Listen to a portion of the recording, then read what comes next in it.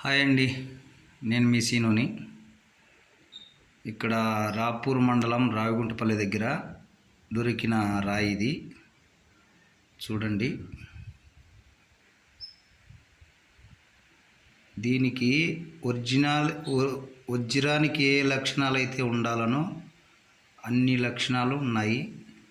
గిర్రెలు ఉన్నాయి, తర్వాత ఎండి మెరుపు ఉంది. చూడండి,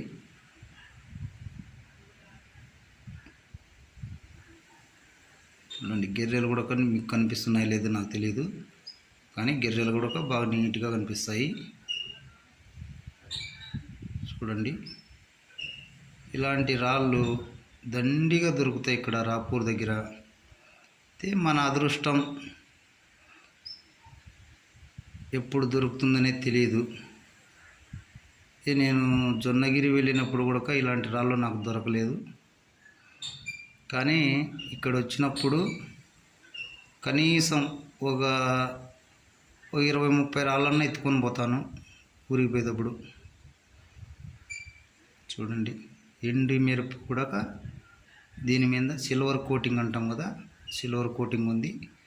ఇంకా మార్కులు కూడా కనిపిస్తున్నాయి చూడండి. మార్కింగ్ కూడా వజ్రానికి ఉండాల్సిన లక్షణాలు ఇవే, మార్కింగ్లు. అందుకని నేను మీకు ఇది క్లారిటీగా కనిపిస్తుందో లేదో, ఎందుకంటే నా మొబైల్ అలాంటిది. కొత్త మొబైల్ కొనుక్కోవాలనింది కానీ డబ్బులు లేక చూస్తున్నాను. చూడండి, దీని మీద గిర్రెలు కూడా మీకు కనిపిస్తుంటాయి.